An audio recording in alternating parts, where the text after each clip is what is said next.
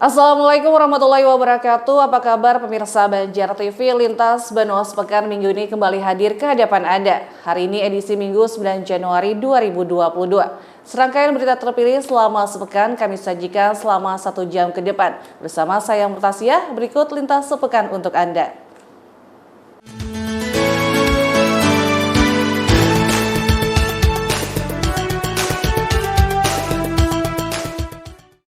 Pemirsa, BPBD Kalsel sampai akhir November 2021 mencatat tidak ada kasus kebakaran hutan, namun untuk kebakaran lahan tercatat ada 331 kasus. Sedangkan bencana banjir dan longsor yang terjadi di 5 kabupaten mengakibatkan 58.573 jiwa terdampak.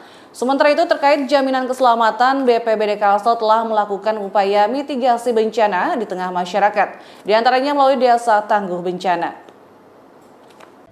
Data BPBD Kalsel memperlihatkan sampai akhir November 2021, 0 kasus untuk kebakaran hutan dan 331 kasus untuk kebakaran lahan, dengan jumlah luasan yang terbakar 2.482,45 hektar.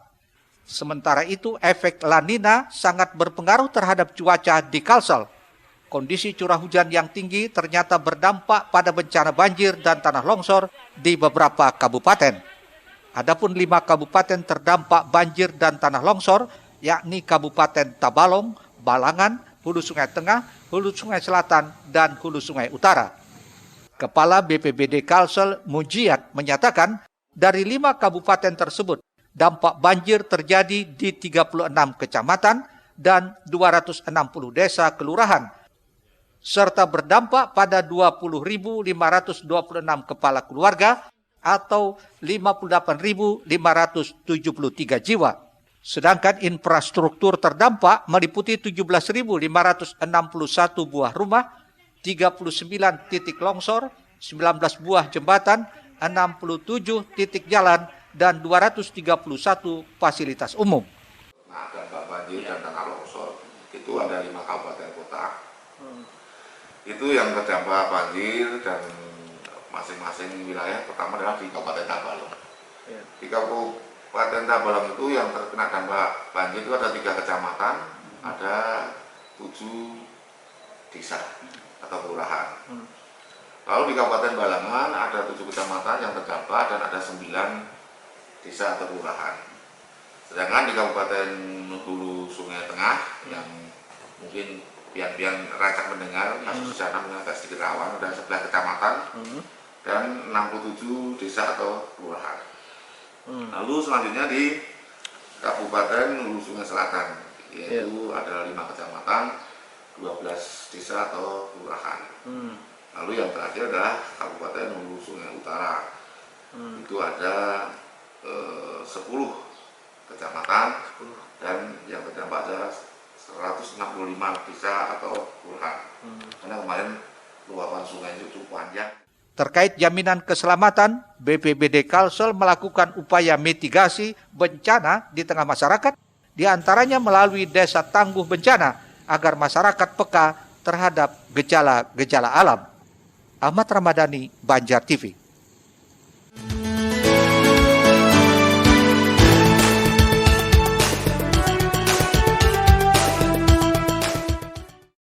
Selanjutnya, Dewan Pengurus Daerah Real Estate Indonesia Kalsel menyampaikan keberatan atas salah satu pasal dalam Raperda Kabupaten Banjar tentang perumahan dan kawasan permukiman, khususnya ketetapan batasan luas rumah masyarakat berpenghasilan rendah atau rumah bersubsidi. Guna menindaklanjuti hal tersebut, DPRD bersama dinas terkait akan menggelar rapat bersama, termasuk mengundang akademisi dan masyarakat. Keberatan DPD RAI Kalsel itu disampaikan saat rapat dengar pendapat dengan Komisi 3 DPRD Banjar bersama Dinas Perumahan dan Pemukiman setempat terkait penyempurnaan rancangan perda tentang perumahan dan perluasan permukiman. Satu masalah yang belum mencapai kata sepakat, yakni luasan kaplingan minimal yang tercantum dalam raperda tersebut. Menurut BPO DPD RAI Kalsel, Roy Jani, pihaknya keberatan dengan luasan 120 meter persegi sebagai batasan minimal untuk daerah tertentu seperti yang berbatasan dengan kota Banjarmasin. Hal ini dilandasi ketentuan untuk rumah bersubsidi tipe 36 atau MBR dengan batasan harga yang ditetapkan pemerintah, yakni 164,5 juta dan luasan minimal, maka para developer sangat kesulitan untuk membangun dengan harga tersebut. Rumah MBR ya, rumah subsidi tipe 36 dengan harga batasan yang sudah ditetapkan oleh pemerintah yaitu 164,5 juta. Nah, dengan harga segitu memang agak dengan luasan kapling yang besar dengan harga lahan yang mahal di berbatasan Banjarmasin itu tidak sanggup untuk membuat rumah bersubsidi lagi gitu, seperti itu. Kita berharap masyarakat MBR ini bisa lebih dekat dengan kawasan perkotaan. Dengan begitu mereka lebih dimudahkan dalam hal transportasi dan ini ya kemudahan fasilitas lainnya semacam pendidikan maupun area perdagangan juga lebih mudah mereka capai seperti itu. Nah, karena alasan harga lahan HPP-nya di dekat Banjarmasin berbatasan Kabupaten Banjar itu cukup mahal dan semakin meningkat seiring dengan berkembangnya kota Banjarmasin ya ke arah metropolitan yang lebih lagi berkembang. Sementara itu, Kepala Dinas Perumahan dan Pemukiman Kabupaten Banjar menyatakan luasan kaplingan minimal itu yang menetapkan adalah instansi yang berwenang. Dalam hal ini Dinas PUPR dan Badan Pertanahan. Untuk menindaklanjuti hal itu, akan kembali rapat bersama instansi terkait termasuk akademisi dan masyarakat. Itu bukan dinas pertim, adalah dinas PUPR dan kantor pertanahan. Yang pada kita rapat hari ini tidak diundang. Jadi memang ini rapatnya harus kita lanjutkan lagi nanti dengan mengundang dari PUPR, dari kantor pertanahan dan juga dari akademisi dan juga masyarakat biasa yang tinggal di perumahan, sehingga informasi yang kita dapatkan terkait penyempurnaan raperda ini. Sebagai anggota DPRD ya, makanya hari ini mengundang rekan-rekan pelaku usaha itu untuk mendengarkan karena mereka yang terlibat langsung melakukan kegiatan itu, jadi mereka tahu betul bagaimana harga rumah ini yang setiap tahun naik 5% sampai 20%, bagaimana harga tanah ini naik, yang ada harga tanah di Gambut, di Ketakhanya, di Sungai Lulut, mereka lebih tahu, lebih paham masalah harga tanah. Kalau teman-teman Dinas Pertim maupun Dinas PUPR dan Pertanahan tidak akan tahu masalah harga tanah, mereka yang tahu. Makanya dengan duduk bersama hari ini kita melaksanakan kajian atau hearing atau diskusi akan memberikan masukan teman-teman dinas. Sebelumnya, penyusunan raperda terkait perumahan dan permukiman antara Disperkim dengan Komisi 3 DPRD Kabupaten Banjar ini berjalan alot. Diketahui pada pasal 11 raperda tercantum minimal luasan tanah kapling 120 meter persegi hingga 200 meter persegi. Sedangkan pada keputusan Menteri Kim Praswil tahun 2001 nomor 402, luas kapling tersebut minimal 70 meter persegi hingga 200 meter persegi. Ahmad Ramadhani, Banjar TV.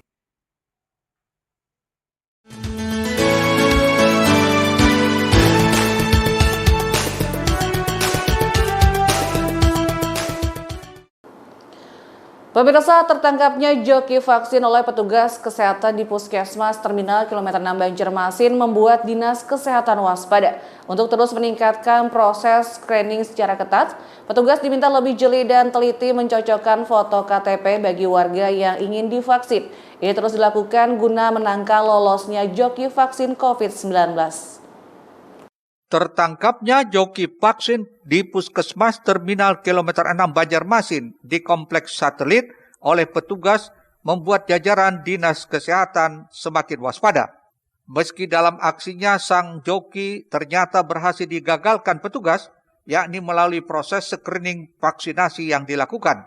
Menyusul kejadian tersebut, Kepala Dinas Kesehatan Mahri Riyadi mengaku sudah menginstruksikan kepada petugas vaksinator untuk bisa melakukan proses screening secara ketat. Petugas diminta lebih jeli dan teliti mencocokkan foto KTP bagi warga yang ingin divaksin. Praktek perjokian vaksinasi COVID-19 di Kota Banjarmasin ini ternyata sudah yang kedua kalinya terjadi di Puskesmas Terminal Kilometer 6 Banjarmasin, dan semuanya berhasil digagalkan melalui proses screening. Adanya perjokian di Puskesmas Terminal di wilayah kerja Dinas Kesehatan Kota Banjarmasin yang dilakukan oleh seorang oknum, dan itu sudah kita laporkan oleh petugas kita dengan cepat ya hari kemarin juga. Dan kita memang sudah menginstruksikan kepada seluruh tim vaksinator yang ada di Dinas Kesehatan agar setiap kali melakukan screening awal pada saat pendaftaran betul-betul membuka masker orang yang mendaftar, karena perlunya mencocokkan foto yang ada pada KTP dengan orang yang membawa. Ini sangat penting sekali. Nah, karena sebelumnya sudah kita antisipasi dengan berita yang ada di daerah luar Kalimantan yang tahu, dan itu menjadi bagian dari screening yang dilakukan di Puskesmas. Kalau di Banjarmasin baru sekali ini, sebelumnya sebenarnya beberapa hari yang lalu juga sudah pernah ada, tapi tergagalkan ya, dan yang ini kemarin yang terjadi. Jadi di terminal ini ya sudah kali yang kedua, tapi yang pertama itu dapat digagalkan. Yang ini yang memang hampir saja terjadi, walaupun vaksinnya belum diberikan sebenarnya ya, belum diberikan vaksinnya, belum sempat, cuman ya upaya percobaan untuk melakukan perjokian itu ya sudah ada gitu kan, percobaan belum sempat disuntik. Adapun kronologis kejadiannya secara singkat, Mahdi menjelaskan berawal dari proses screening awal yang dilakukan petugas puskesmas untuk meminta menunjukkan kartu identitas diri sekaligus membuka masker. Namun ternyata foto yang ada di KTP dengan yang bersangkutan tidak sesuai alias berbeda. Lalu petugas menaruh kecurigaan sehingga melakukan screening lebih dalam, dan ternyata memang benar pelaku terlihat semakin panik dan kabur yang akhirnya diamankan petugas puskesmas. Karena dokter kita meminta agar dia membuka maskernya, ya setelah mencocokkan foto yang ada pada KTP dengan orang yang datang, ternyata ya berbeda, itulah ketahuannya. Tapi belum pernah disuntik lebih daripada dosis yang ada 2 kali lebih. Gitu. Belum. Jadi orang ini belum sempat disuntik, sudah ketahuan duluan. Ya, jadi dia pergi dari puskesmas itu. Jadi untuk ini pelaku joki vaksinasi sudah dilaporkan ke petugas kepolisian Polsek Banjarmasin Timur untuk diproses lebih lanjut. Muhail, Banjar TV.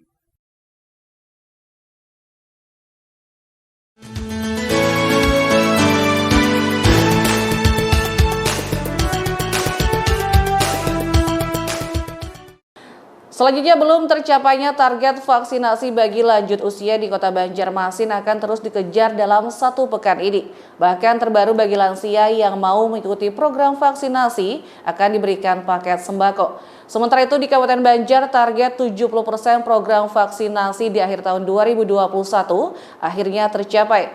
Keberhasilan ini tak lepas dari kerja keras semua pihak yang turut berpartisipasi tanpa mengenal hari libur. Target vaksinasi bagi masyarakat lanjut usia di Kota Banjarmasin diklaim berada di posisi terendah sekalsel. Pasalnya hingga di penghujung tahun 2021, capaian vaksinasi lansia baru 45%. Padahal targetnya minimal harus sudah mencapai 60% atau sekitar 7.000 lansia yang harus divaksin. Menyusul masih rendahnya capaian tersebut, Pemko Banjarmasin kembali akan melakukan berbagai strategi agar target tersebut bisa terkejar, salah satunya dengan memberikan stimulan berupa sembako bagi lansia yang mau menjalani program vaksinasi. Setidaknya itu disampaikan oleh Kota Banjarmasin Ibnu Sina usai melakukan rapat koordinasi bersama Satgas COVID-19 di Aula Kayu Baimbai, Balai Kota Banjarmasin. Tak hanya itu, Ibnu Sina juga meminta kepada para lurah dan camat Kota Banjarmasin untuk bisa membawa lansia ke puskesmas minimal 50 orang per hari untuk melakukan cek kesehatan sekaligus bervaksin bagi yang belum divaksin. Lansia kita baru 45%. target minimalnya adalah harusnya 60%. Jadi angkanya sekitar 7.250-an lansia yang harus kita sasar lagi untuk segera divaksin. Nah, tadi ada konsentrasinya di beberapa kelurahan, tapi karena biasanya lansia ini juga keterbatasan dalam mobilitas, sehingga perlu dibantu. Nah, kemudian juga harus ada stimulus dengan memberikan sembako. Nah, makanya tadi karena memang ini sembako tidak kita programkan, nah kami berharap tadi dari dana-dana CSR, dari Forum CSR Banjarmasin siap untuk menyumbangkan, kemudian juga dari ASN Peduli, kemudian juga dari dunia usaha. Nah, kami berharap ini bisa segera diwujudkan. Dalam 1 minggu ini target 7.000 itu mudah-mudahan tercapai. Karena titik-titik sasarannya sebenarnya sudah ada, tinggal memang perlu waktu untuk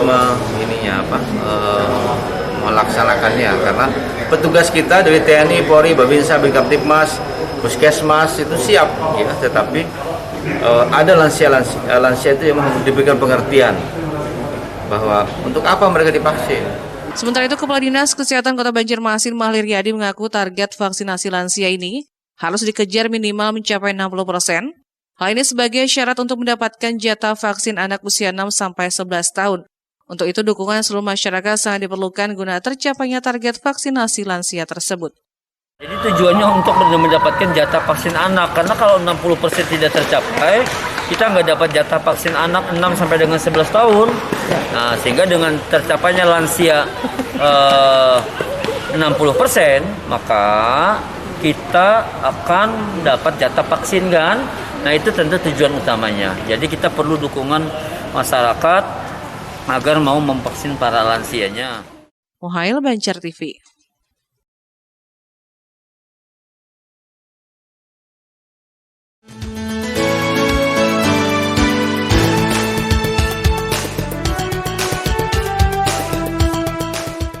Kepala Dinas Kesehatan Kabupaten Banjar, Dia Udin, mewakili pemerintah Kabupaten Banjar, menyampaikan apresiasi kepada semua pihak yang ikut berpartisipasi tanpa mengenal hari libur dalam rangka menyukseskan program vaksinasi hingga mencapai target 70%. Meski target tercapai, namun Pemkab Banjar akan terus melaksanakan program vaksinasi.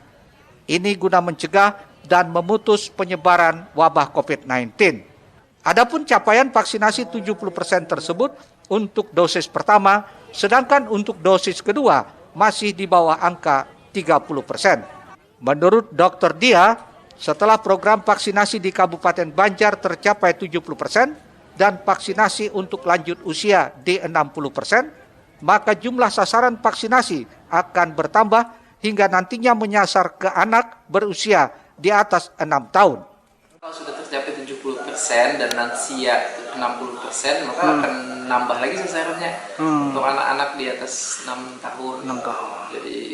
Jadi ini akan terus ini, jadi tidak ada stop-stopnya lagi, belum ada. Nah, mungkin vaksin untuk usia dini lah. Iya, seperti apa nih? Karena masih warga kan masih tanda tanya juga nih, aman tidak? Iya. Jadi kita ikut aja sama ahlinya.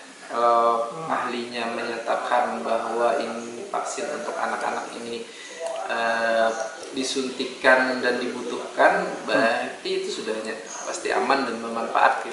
Berdasarkan data situs resmi vaksinasi COVID-19 nasional milik Kementerian Kesehatan RI, capaian vaksinasi untuk dosis pertama di Kabupaten Banjar per tanggal 4 Januari yakni 71,44% atau 315.948 orang. Sedangkan untuk dosis kedua berada di angka 24,25% atau 107.266 orang.